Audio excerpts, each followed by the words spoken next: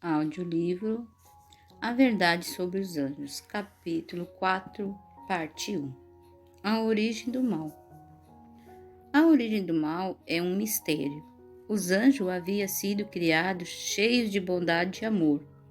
Amavam uns aos outros sem parcialmente e supremamente a Deus. Movidos por este amor, sentiam-se prazer em realizar a vontade dele. E a lei de Deus não lhe era um jugo pesado, ao contrário, ficavam felizes em obedecer aos seus mandamentos e ouvir a voz de sua palavra. Porém, nesse estado de paz e pureza, o mal teve origem com aquele que havia sido perfeito em todos os seus caminhos. O profeta disse a seu respeito: você ficou orgulhoso por causa da sua formosura, corrompeu a sua sabedoria por causa do seu resplendor. Ezequiel 28, verso 17. O pecado é algo misterioso, inexplicável. Não havia razão para a sua existência. Tentar explicá-lo é procurar uma razão para ele, e isso seria justificá-lo. O pecado apareceu em um universo perfeito, algo que se revelou indesculpável. Deus possuía conhecimento a respeito dos eventos futuros antes mesmo da criação do mundo. Ele não adaptou seus propósitos para que estes se amoldassem às circunstâncias, mas permitiu que os acontecimentos se desenrolassem. Não agiu para que certas condições surgissem, mas sabia que elas ocorreriam. O plano que se colocaria em ação no caso de alguma das elevadas inteligências celestiais se rebelar.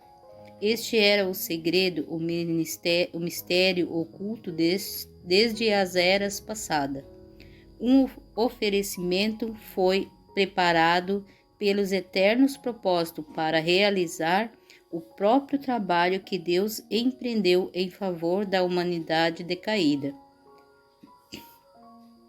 A entrada do pecado no céu não pode ser explicada. Caso isso fosse possível, se arranjaria alguma razão para o pecado, mas não há a menor excusa para ele, e sua origem permanecerá cercada de mistério.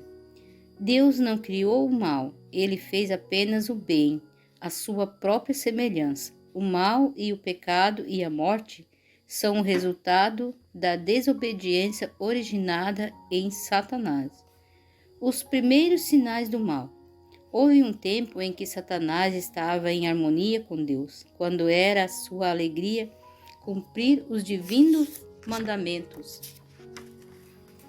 Seu coração estava cheio de amor e regozijo em servir o Criador, até que começou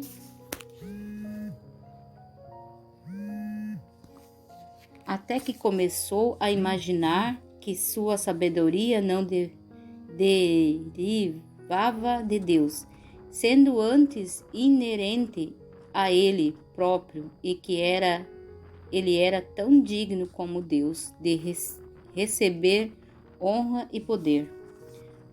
Mesmo Deus tendo criado Lúcifer, nobre e bonito, e o colocando em posição de elevada honra entre os anjos, ele não o deixou fora da possibilidade do mal. Satanás tinha o poder, se decidisse por esse caminho, de perverter seus dons. Poderia ter permanecido no favor de Deus, amando e honrando por toda a multidão angélica, presidindo em sua exaltada posição, com generoso e abnegado cuidado, exercendo seus nobres poderes para abençoar outros e glorificar seu autor. Contudo, pouco a pouco ele começou a procurar a própria honra e a empregar suas faculdades para atrair atenção e obter louvor. para si mesmo. Gradualmente também ele conduziu os anjos sobre os quais presidia a lhe prestar serviço, em vez de ajudá-lo e devotar todas as energias ao serviço do Criador. Pouco a pouco, Lúcifer começou a alimentar o desejo de exaltação própria. Embora toda a sua glória provisse de Deus, esse poderoso anjo passou a considerá-lo como se fosse sua. Deus apresenta a verdadeira posição de Cristo. Antes que começasse a grande luta, todos deveriam ter uma apresentação clara a respeito da vontade daquele cuja sabedoria e bondade era a fonte de toda a sua alegria. O Rei do Universo convocou os exércitos celestial perante ele para, em sua presença, apresentar a verdadeira posição de seu filho e mostrar a relação que este mantinha para com todos os seres criados, perante os habitantes do céu. Reunido, o rei declarou que ninguém, a não ser Cristo, o unigênito de Deus, poderia ter total acesso ao seu desígnio, e a ele foi confiado executar os poderosos conselhos da sua vontade. O grande Criador reuniu os seres celestiais para poder, na presença de todos os anjos, conferir honra especial ao seu Filho Jesus. Estava sentado no trono com o Pai, com a multidão celestial de santos anjos reunida à volta. Então o Pai fez saber que ele próprio havia ordenado que Cristo, seu Filho, fosse igual a ele, de modo que onde o Filho estivesse estaria sua própria presença. A palavra do Filho deveria ser obedecida tão prontamente quanto a do Pai.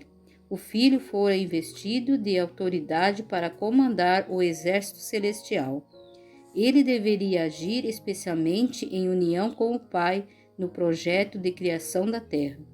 Satanás estava com inveja e ciúme de Jesus Cristo.